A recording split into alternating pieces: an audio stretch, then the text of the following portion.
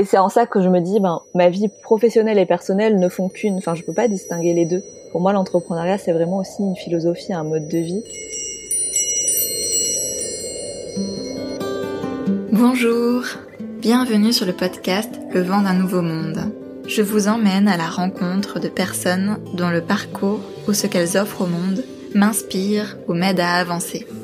Car ces rencontres, pour moi, sont un moyen de se rencontrer soi et de réaliser que nous sommes peut-être, au fond, tous un peu les mêmes.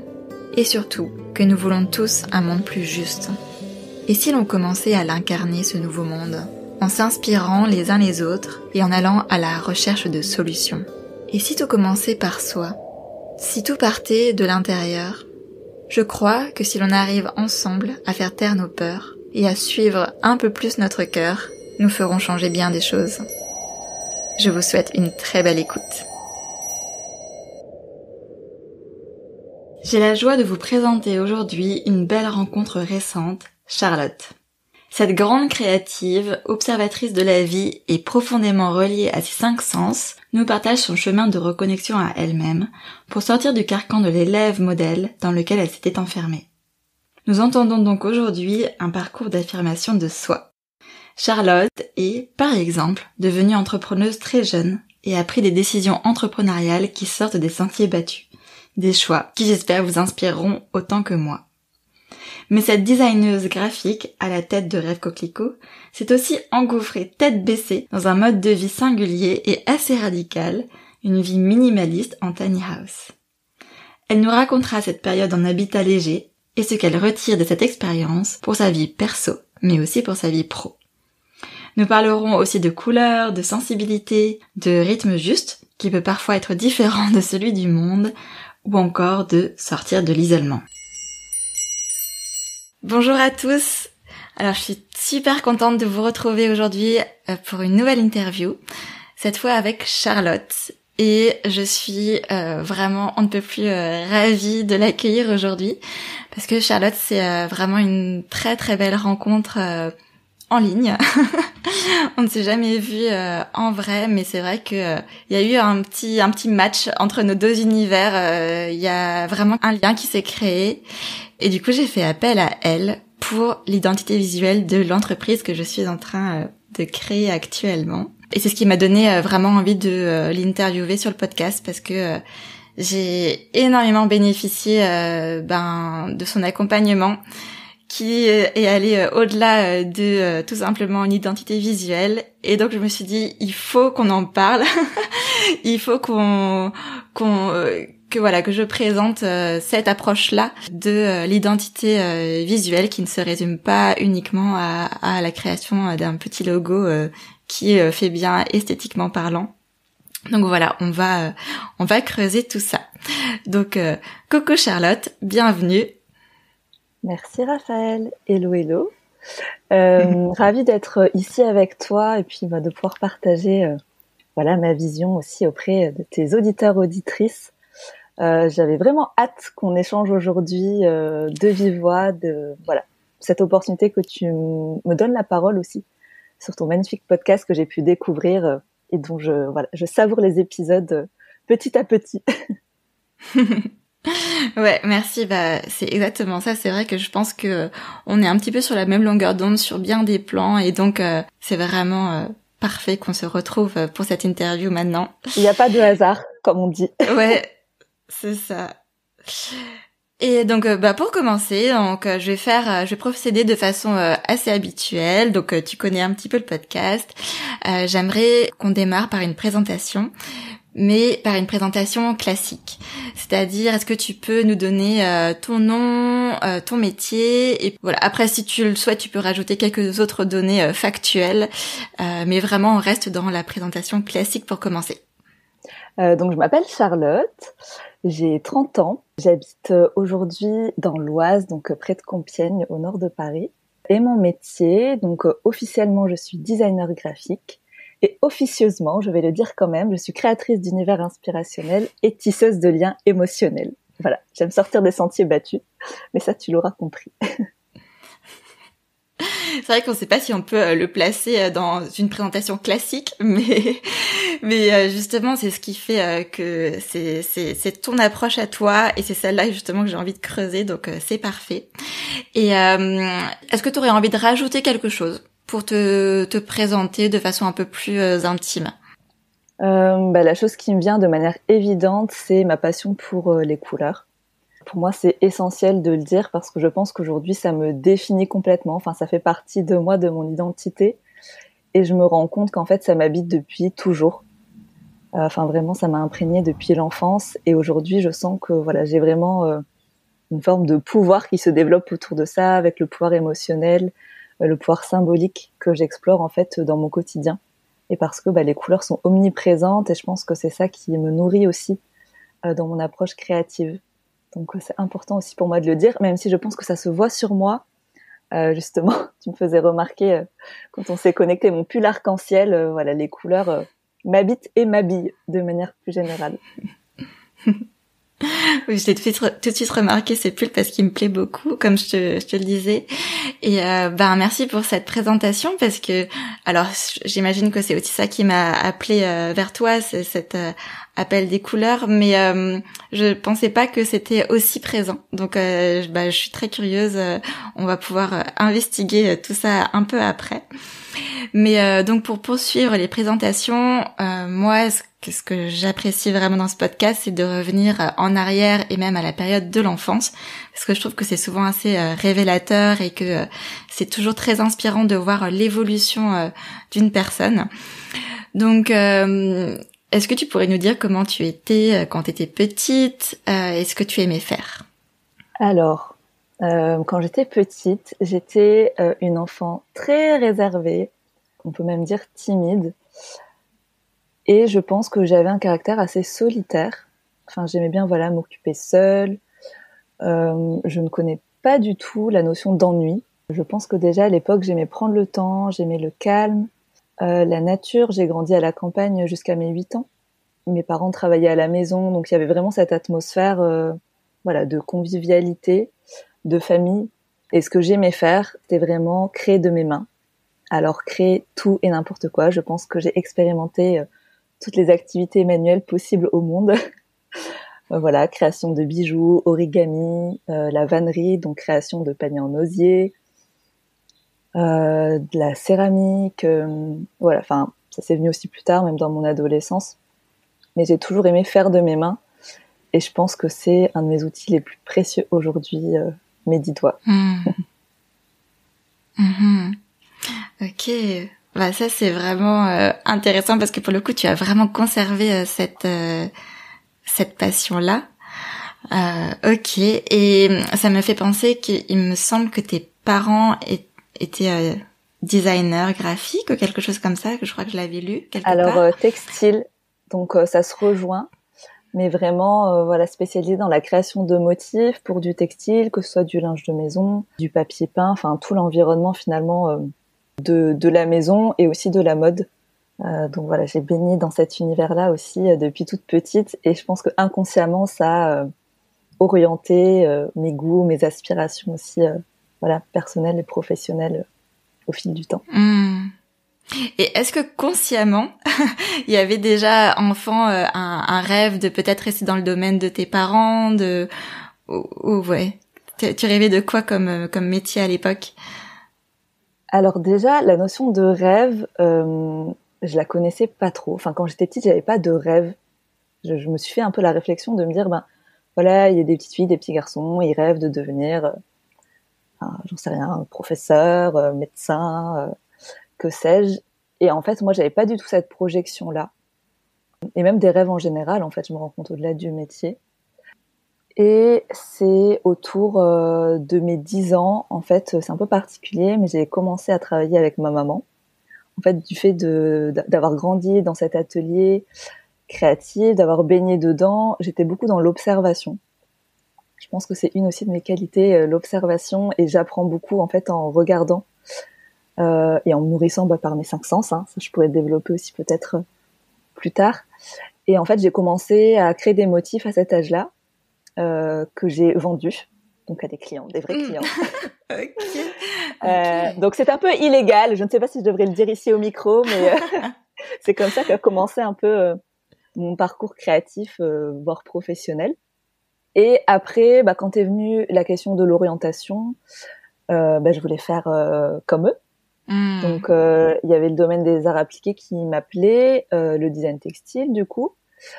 Et pour autant, ma maman m'a conseillé en fait de prendre une autre voie pour justement découvrir un autre domaine et de pas rester dans ma zone de confort.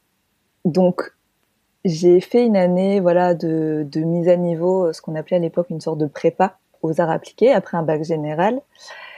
Et ensuite, à partir de cette année-là, on pouvait choisir entre les différentes branches et c'est comme ça moi que j'ai découvert le design graphique.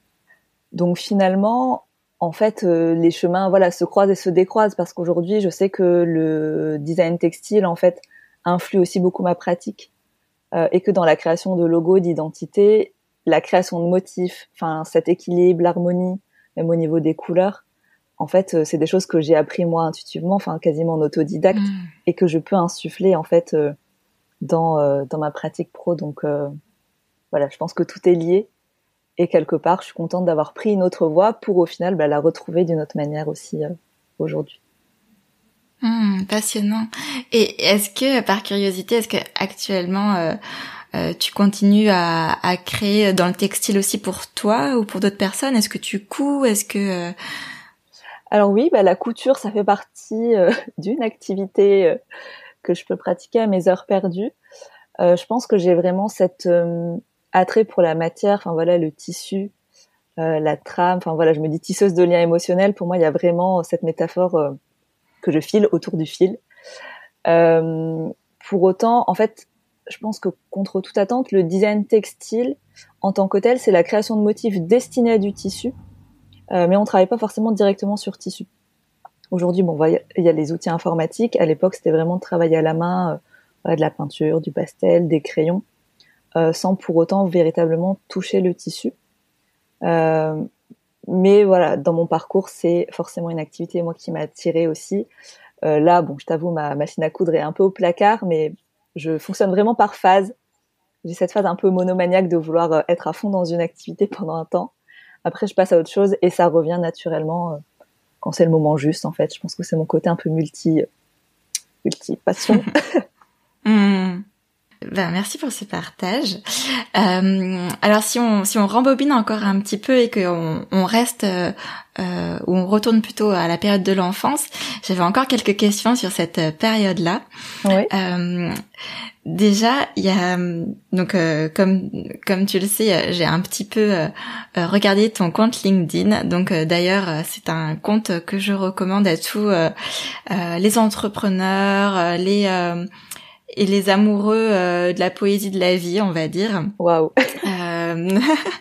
Ouais, vraiment, je trouve que tu as une très très belle manière d'écrire. Et il y a une phrase que je m'étais notée. Je m'étais dit, je vais te poser la question. Alors, tu avais écrit « Élève modèle converti à la mode buissonnière ». Alors déjà, je trouve que cette phrase révèle un petit peu ta touch à l'écrit et est-ce que tu voudrais nous en dire plus? Qu'est-ce qui s'est passé? Qu'est-ce qui s'est passé? J'étais vraiment, comme je disais au début, tu vois, une enfant sage, réservée.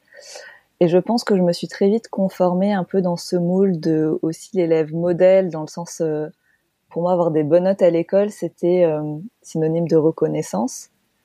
Je pense quelque part aussi une sorte de quête d'amour, tu vois, d'être reconnue, validée, et d'exister en fait de cette manière. Mais finalement, c'est devenu mon piège aussi. C'est devenu un peu ma prison de me dire, ok, je suis reconnue comme ça, mais je suis pas que ça. Et je pense que c'est en grandissant que j'ai appris à m'affirmer, à me montrer davantage telle que je suis aujourd'hui. C'est-à-dire, une fille aussi qui a du caractère, qui fait des choix, et des choix qui sont pas forcément toujours attendus. Je parlais notamment, de mon choix d'études. Je sais que j'ai dû faire face à des formes d'injonction de certains membres de ma famille qui me voyaient pas forcément prendre une voie artistique. puisque vu que j'avais des bonnes notes, que j'avais fait S, on m'attendait plutôt dans des métiers scientifiques, de type ingénieur, médecine, Sciences Po, que sais-je. Et moi, je savais au fond de moi que c'était pas pour moi. Et dès lors, en fait, voilà, j'ai affirmé ce choix-là. Et quand je parle de mode buissonnière, c'est parce que aujourd'hui, je me rends compte que j'aime faire différemment. En tout cas, que ma singularité, mon unicité, elle s'exprime, dans des choix de vie personnels, mais aussi dans ma manière de faire en tant qu'entrepreneur. Et pour moi, en fait, ça devient aussi une forme de... c'est pour ça qu'on vient à moi. Le fait que j'ose sortir des cases, que je colle pas d'étiquettes, que j'ose prendre des chemins qui sont pas forcément en ligne droite, et que ce côté des fois sinueux, en fait, fait partie de mon rythme. Et je me rends compte que, en tant que personne, très sensible, j'attire à moi des personnes qui le sont aussi. Et c'est comme une forme d'autorisation que je me donne à moi-même, et du coup que je donne aussi aux personnes, qui croisent mon chemin. Donc voilà un peu ce que je peux en dire pour développer mon propos. Mais c'est vrai que en écrivant, tu vois, sur LinkedIn notamment, j'ai vraiment renoué aussi avec mon amour pour les mots. Et quelque chose que je gardais plutôt dans mon jardin secret, type journal intime ou des écrits que je gardais vraiment pour moi, et ça fait partie de ma révélation, on va dire, d'oser m'exprimer comme ça. Oui, et puis je pense que beaucoup de gens en bénéficient, vraiment. Et justement, une question que j'aime beaucoup poser, c'est est-ce qu'il y a une phrase que tu aurais aimé entendre quand tu étais enfant et que tu n'as pas entendue? Donc tu viens de nous partager tout ce cheminement intérieur. Peut-être qu'il y a une phrase en lien avec ça qui te vient, ou en lien avec autre chose. Je pense que ça va revenir à la notion d'amour dont je parlais, où je pense que j'étais dans cette quête d'amour. Alors qu'en fait, aujourd'hui, je comprends que l'amour inconditionnel, on peut aussi se l'apporter à soi-même. Pour autant, juste un je t'aime, tu vois, je pense m'aurait réconfortée. Je suis assez émue du coup en le disant. Mais c'est des mots simples où on se dit l'amour même dans une famille, ça semble naturel, on n'a pas besoin de se le dire. Et en fait, je pense que dans mon cas, j'aurais eu besoin de l'entendre plus. Mais c'est une forme de pudeur en fait et des barrières aussi qu'on se construit, parce que en fait, dire je t'aime, c'est aussi se montrer pas vulnérable, mais se montrer à nu. Je crois.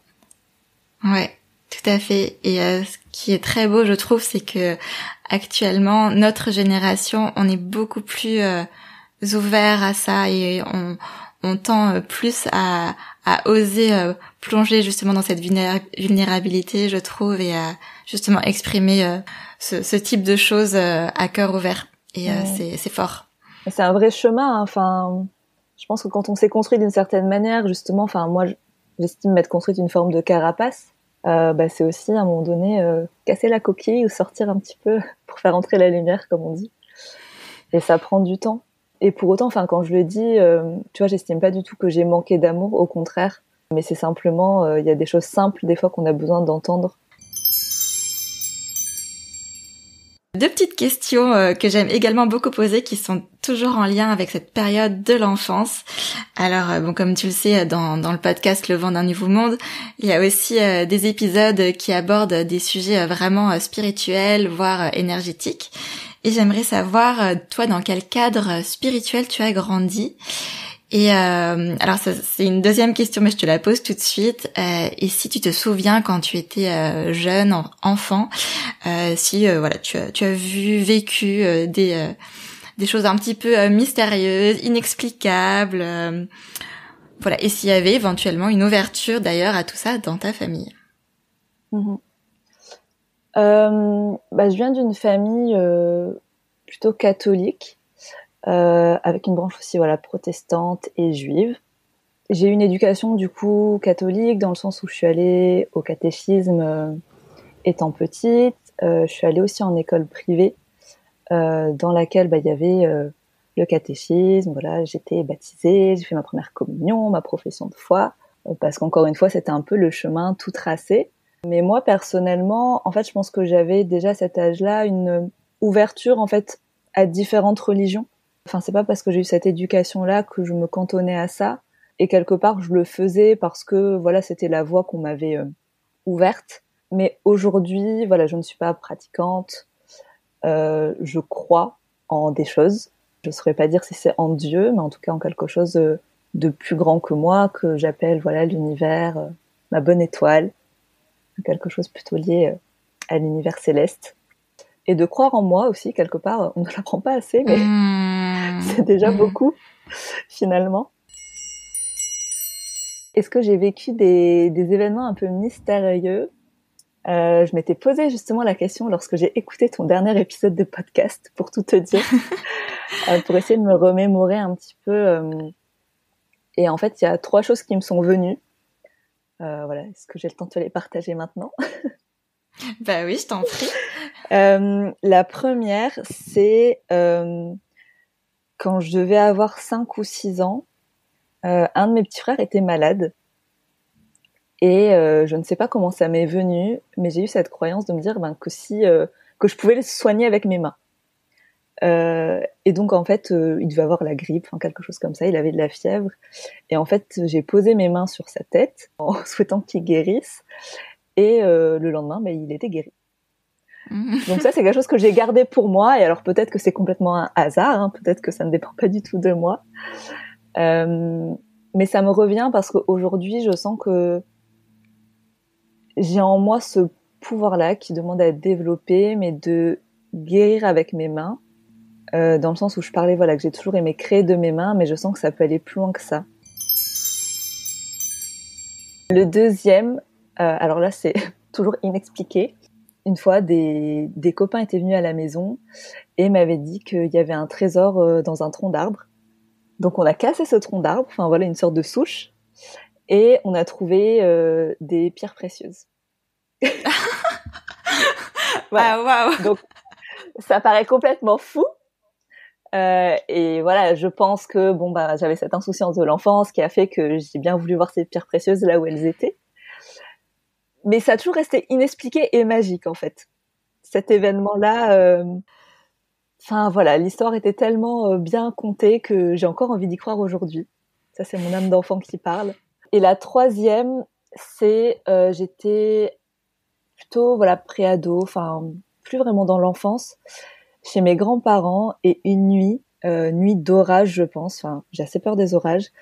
J'ai eu comme une sorte de vision où j'ai vu un visage au niveau de la fenêtre et j'ai senti une respiration dans le lit à côté de moi. Et j'étais persuadée. J'avais l'impression que c'était ma grand-mère qui était à côté de moi, qui était venue me réconforter quelque part. Et en même temps, j'avais pas du tout osé, tu sais, toucher à côté du lit pour voir s'il y avait vraiment quelqu'un. Et je voyais ce visage, si je peux le décrire, c'était un peu le visage de la marâtre, je sais pas, dans Blanche-Neige, ou tu vois, dans un conte comme ça, Ah oui. d'enfance, qui était là, sa tête était là, flottante, et elle est restée longtemps. Et je suis persuadée que j'avais les yeux ouverts à ce moment-là, donc phénomène étrange, je ne sais pas s'il peut s'expliquer ou pas. Mais qui ne t'a pas fait peur? C'était quand même très inconfortable. Enfin, tu vois, je suis restée un peu figée, pétrifiée dans mon lit en me disant faut pas que je bouge. C'était pas une figure rassurante en tout cas. Et donc, avant justement de passer à l'aspect un peu plus professionnel, et du coup, j'aimerais te poser une question qui est peut-être très en lien avec la vie professionnelle. D'ailleurs, je ne sais pas du tout, donc on va voir. Mais je sais que tu as habité, ou que tu habites encore, je ne suis pas sûre, dans une tiny house, et que tu t'es beaucoup intéressée au minimalisme. Et j'aimerais bien que tu nous en parles un petit peu. Ouais, avec plaisir. Alors aujourd'hui, non, je ne vis plus dans ma cahute, donc ma petite maison.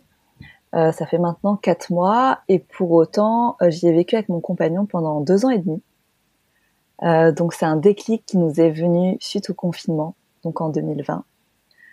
Où on a eu en fait cet appel de la nature très fort, du fait aussi qu'on ait vécu le confinement donc chez ma maman qui, elle, habitait déjà en lisière de forêt, Et on a réalisé en fait cette chance incroyable que c'était de pouvoir quand même sortir à l'air libre, d'être entouré par la végétation. En plus, voilà, mars 2020, il a fait un temps magnifique. Donc on s'est pas du tout senti enfermé et on s'est senti très chanceux de pouvoir vivre ça dans de telles conditions. Et en fait, ça nous a invités, encouragés à sauter le pas de nous aussi nous installer à la campagne. Et encore une fois, sans rentrer dans le modèle classique, c'est-à-dire voilà, d'acheter une maison. On s'est renseigné quelques années auparavant pour voilà, faire un crédit, un peu encore une fois la voie toute tracée. Et on s'est dit, c'est pas pour nous, pas maintenant en tout cas. Et on savait pas non plus exactement voilà où vivre pendant peut-être les 10 prochaines années de notre vie. Et mon compagnon, lui, s'intéressait déjà depuis un certain temps au mouvement voilà habitat léger, habitat minimaliste. Et on s'est dit bah tiens, ça pourrait être la solution idéale à l'heure actuelle pour suivre ce rêve de vivre à la campagne, d'investir dans un logement qui soit aussi à nous et qu'on puisse pouvoir bouger en fait le moment venu. Et c'était vraiment comme une forme de challenge aussi qu'on s'est donné, enfin une aventure qu'on voulait vivre, parce que c'est vraiment ça, c'est une aventure. Parce que la vie minimaliste, en effet, c'est une forme de voilà de connaissance de soi, de beaucoup d'adaptation. En tout cas, moi j'avais cette envie, enfin une de mes motivations était de revenir à l'essentiel, c'est-à-dire posséder moins de choses, m'alléger, pour revenir en fait à des besoins plus primaires. Et ouais, ça a été une vraie expérience de vie, très challengeante sur plein de niveaux, que ce soit humain, matériel, au quotidien. Parce que, pour donner un ordre d'idée, on vivait quand même à 2 dans 8 mètres carrés, ce qui est quand même très peu. Donc, on avait construit voilà une extension de type un peu véranda dans laquelle on pouvait aussi voilà stocker des choses. Ça nous faisait aussi un sas vers l'extérieur. Et l'avantage, c'est qu'on avait accès à un très grand terrain, tu vois, autour. Donc une vie voilà beaucoup plus en extérieur. Mais ça dépend encore une fois des saisons. Ce qui était intéressant aussi, c'était vraiment de se reconnecter au rythme des saisons. Parce qu'en fait, dans notre vie citadine actuelle, comme la plupart des gens, en fait, on est très coupé de tout ça, de la nature, du cycle même des journées. Le fait d'avoir l'électricité, la lumière artificielle, en fait, nos journées, elles peuvent durer jusqu'à 23h, minuit. Alors qu'en fait, le rythme naturel voudrait peut-être qu'on se couche plus tôt, et que selon les saisons, en fait, notre rythme aussi s'adapte. Je sais que je suis davantage connectée à ça aujourd'hui. C'est un des enseignements que je tire aussi de cette vie au cœur de la nature, c'est qu'en fait, c'est ok l'hiver d'avoir besoin d'être plus en intérieur, de plus être en mode cocooning, de pas forcément avoir envie de sortir ou d'être dans une vie sociale, tu vois, active, comme on peut l'être l'été, où là, on vit beaucoup plus en extérieur. Il y a cet engouement, voilà, de peut-être plus bouger. Et ça, c'est très personnel. Ça, moi, je le ressens comme ça. Ça dépend, je pense, de chaque personne. Mais je crois qu'on a beaucoup d'apprentissage et d'enseignement aussi à tirer de la nature, d'où l'on vient, en fait, tout simplement. Oui. Et je suis curieuse, est-ce que au niveau de toi, de ton entreprise, quel impact ça a eu au niveau de de ta créativité? Parce que j'imagine que ton espace de travail était vraiment restreint, mais que donc tu avais cette ouverture sur la nature. Alors comment ça s'est matérialisé toi par rapport à ta créativité et au développement de ton entreprise? Alors je dirais que ça a été un peu à double tranchant. Ce que j'ai pas précisé, c'est que je travaillais pas H24 dans la cahute. J'avais un atelier en fait qui était en face, du coup, dans la maison de ma maman, qui me permettait d'avoir un espace dédié vraiment à ma créativité. Parce que ce que je me suis rendu compte, c'est que j'ai beaucoup plus d'affaires pour tout ce pan-là de ma vie que pour ma vie quotidienne, où en fait, je me suffis de très peu. Donc déjà là, voilà, j'avais cette souplesse-là aussi en termes d'espace. Après, l'impact que ça a eu véritablement sur ma créativité, je pense que ça m'a nourrie. Que j'ai pu expérimenter des choses justement dans cette pratique manuelle et artisanale quelque part, parce que au contact de la nature, je me suis mise notamment à la technique du cyanotype. C'est une technique ancienne photographique qui permet de créer des motifs à partir de végétaux notamment, un peu par principe de silhouette. Et ça, voilà, c'était directement au contact de mon environnement que j'ai eu cet appel-là. Aussi de mettre la main à la pâte, dans le sens où je me suis expérimentée à la fabrication de papier, recyclé, un peu à l'ancienne. Donc surtout ce volet-là, vraiment, tu vois, créativité manuelle, en fait, ce qui m'habitait depuis toujours. J'ai eu cet espace-temps, je pense, pour revenir à cette source. Donc à titre plus personnel, je voyais ça un peu comme un laboratoire d'expérimentation. Pour autant, j'avais quand même des idées en tête que je n'arrivais pas à mettre en pratique, parce que ça, c'est mes idées, voilà, un peu effervescentes qui prennent vie dans ma tête, mais pas toujours dans la matière. Donc voilà, j'ai encore des idées en réserve que j'aimerais mettre en pratique dans les mois à venir. Et par rapport à l'entrepreneuriat en tant que tel, là par contre, j'ai senti que j'étais rentrée quand même dans une forme d'isolement, déjà d'un point de vue géographique, parce que mine de rien, de déménager, j'ai changé alors pas de région, mais de département. Et en fait, aujourd'hui, comme je tiens vraiment à développer mon réseau en local, et qu'ayant démarré mon activité dans la métropole lilloise, qui est vraiment très dynamique, où il y a beaucoup d'événements entrepreneuriaux, etc., je me suis retrouvée un petit peu perdue, avec de nouveaux codes, enfin des codes ruraux, tu vois, des manières de faire en fait qui sont complètement différentes d'une grande ville, et où bien évidemment, quand je sortais dans la rue, je croisais aussi moins de monde, enfin plein de choses que j'avais pas forcément anticipées, déjà dans la vie de village, puis voilà, d'habiter en lisière de forêt, il y avait voilà ce côté cocon où je me sentais bien, et dont je m'autorisais pas forcément à sortir du coup, pour aller à des rendez-vous, pour aller à des événements. Je pense que j'ai eu du mal à prendre ce pli, tu vois, de devoir prendre la voiture pour me déplacer. Et je pense que, mine de rien, c'est aussi des convictions, je dirais, écologiques, qui faisaient que, non, je peux pas faire 30 minutes de voiture pour aller à 1 heure de rendez-vous, c'est pas possible. Et je me suis mis, je pense, des freins à moi-même. Et là, voilà, autre apprentissage que je tire de cette expérience, c'est de pas être trop radical non plus dans mes choix. Parce que, mine de rien, c'est un changement très radical. Et qui a concordé, voilà, avec le fait, en effet, de changer de région, de changer de mode d'habitat, de prendre un tournant aussi dans mon entreprise à ce moment-là. En fait, tout s'est un petit peu bousculé, entremêlé en même temps. Ah oui, d'accord, voilà, c'était en même temps. Et c'est en ça que je me dis, ma vie professionnelle et personnelle ne font qu'une. Enfin, je peux pas distinguer les deux. Pour moi, l'entrepreneuriat, c'est vraiment aussi une philosophie, un mode de vie. Et voilà, en fait, il y a 3 ans, tout s'est un peu bousculé en même temps. Et ces changements se sont faits de manière concomitante. Et en fait, c'était beaucoup. Avec du recul, je me dis, waouh, c'était peut-être voire trop ambitieux, de faire tous ces changements-là en même temps. Mais c'est ce qui était juste à ce moment-là. Donc, quelque part, c'est OK aussi. Ouais, c'est passionnant et je pense qu'on est vraiment beaucoup d'entrepreneurs à se poser ce type de questions. Donc je te remercie parce que oui, cette hésitation entre la ville, la campagne, entre un retour à l'essentiel très fort et en même temps, une envie d'avoir une vie sociale développée, d'avoir un habitat qui nous correspond vraiment, et le mode de vie nomade en appelle aussi beaucoup. Donc c'est vraiment très intéressant. Et j'aimerais savoir, là, donc tu viens d'emménager dans une nouvelle maison, si je comprends bien. Est-ce que alors tu t'es rapproché de la ville et qu'est-ce que ça te fait? Et est-ce que tu le vois aussi comme un nouveau virage dans ton entreprise? Oui. Alors, je dirais qu'aujourd'hui, j'ai trouvé le bon équilibre. Et c'est ça qui est important, c'est un message que je peux transmettre, c'est qu'en fait, nos besoins, ils évoluent aussi au fil du temps.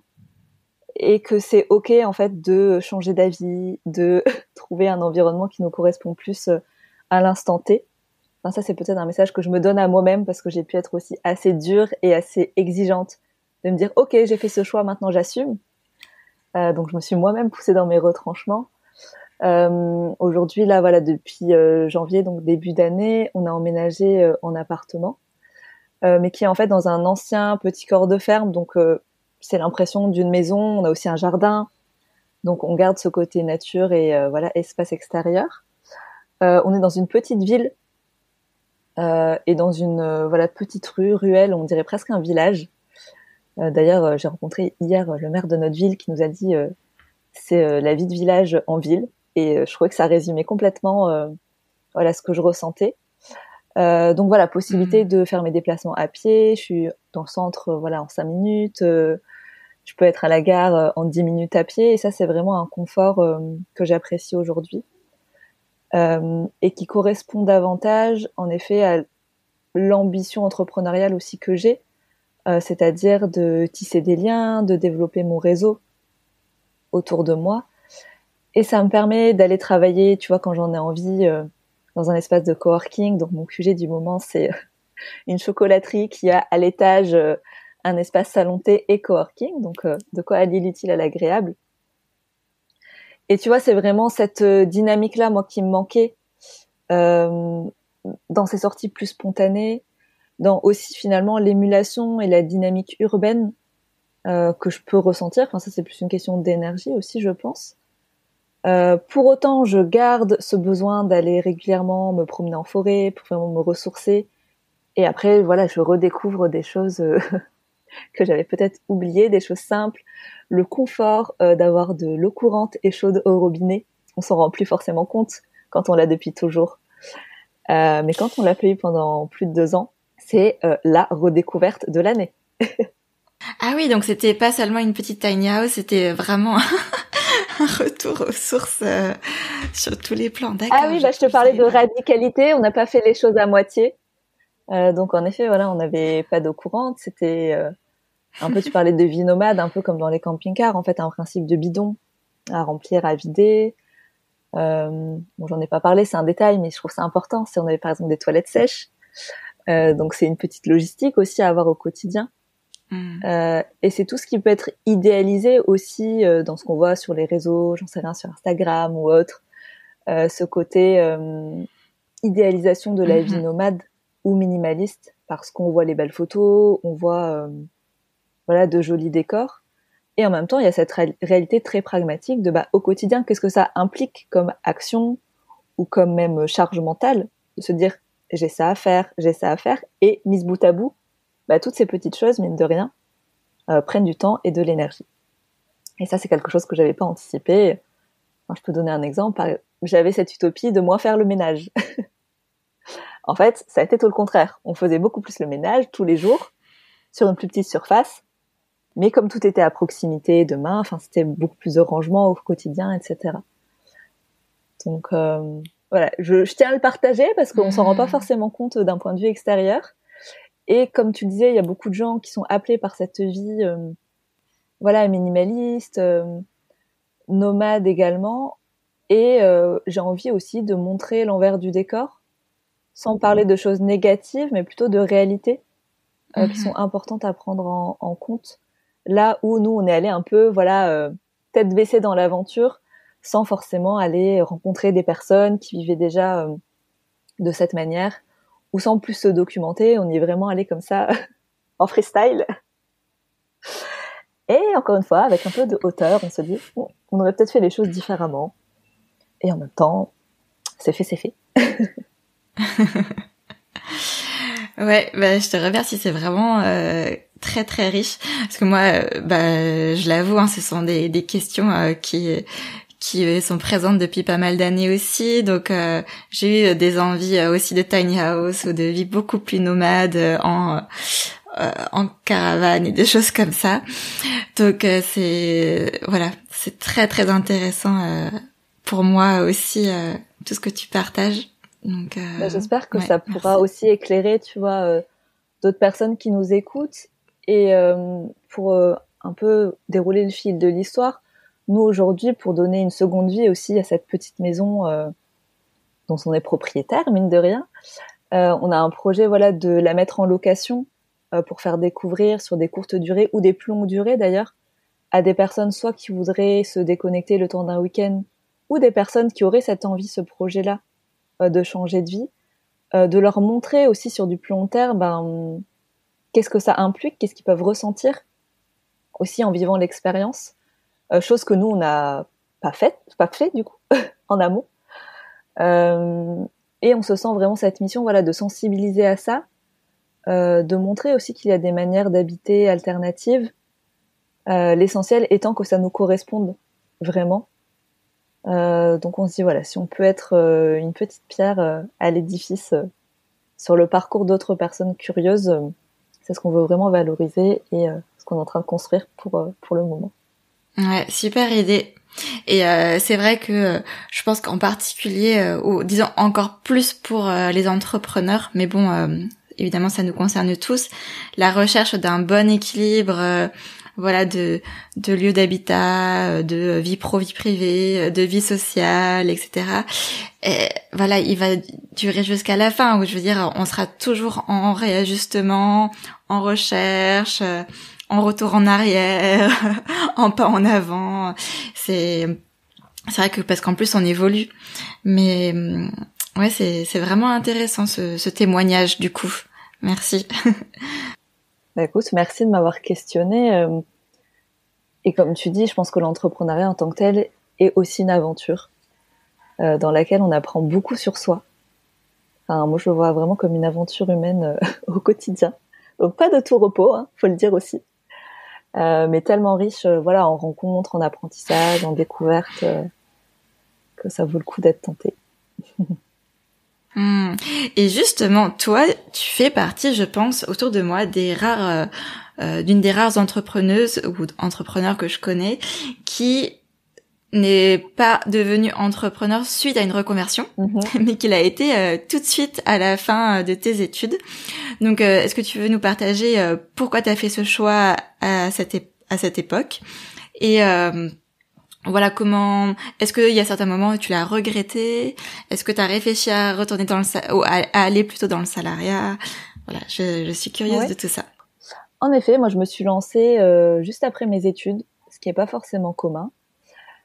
Et je pense qu'à l'époque, c'était une forme d'insouciance et je vais le dire un peu de non-choix. Enfin, j'avais l'impression de pas avoir le choix, que c'était un appel comme ça, encore une fois une intuition.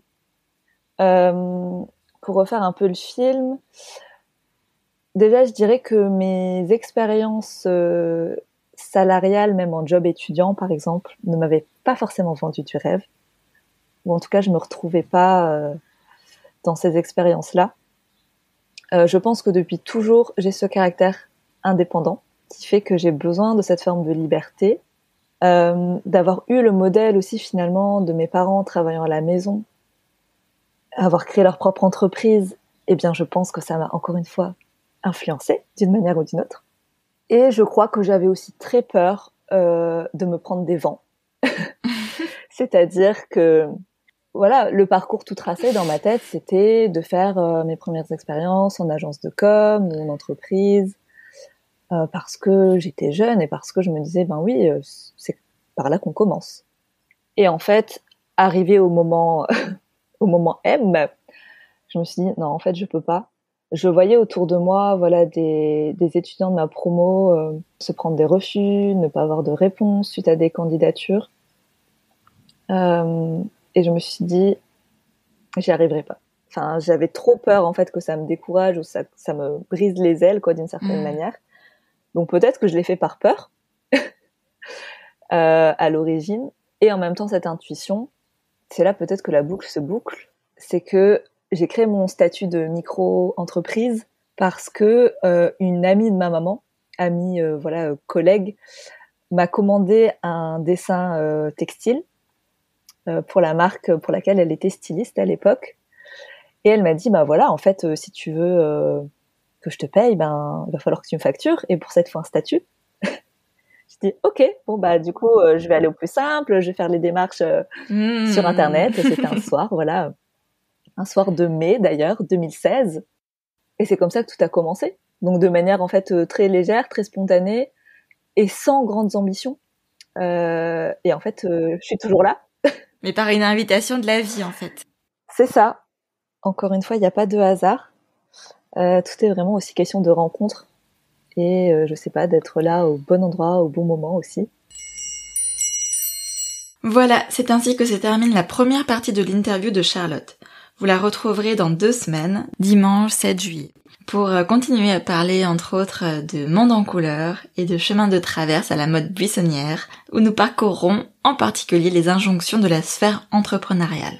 Et avec comme question de fond, et si la meilleure stratégie, c'était de ne pas en avoir ? Vous retrouverez toutes les citations inspirantes ainsi que les moyens de retrouver Charlotte dans le descriptif de l'épisode.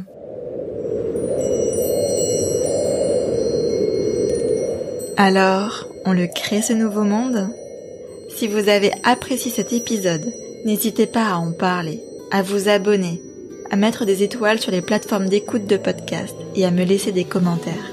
D'autres pourront ainsi le découvrir à leur tour et c'est comme ça que vous m'aiderez le plus. Et puis, c'est aussi une manière de mettre votre pierre à l'édification de ce nouveau monde. Et si vous voulez aller plus loin et me soutenir financièrement, vous pouvez me faire un don sur ma page Tipeee. Pour en savoir plus sur le podcast, rejoignez-moi sur Instagram ou sur Facebook.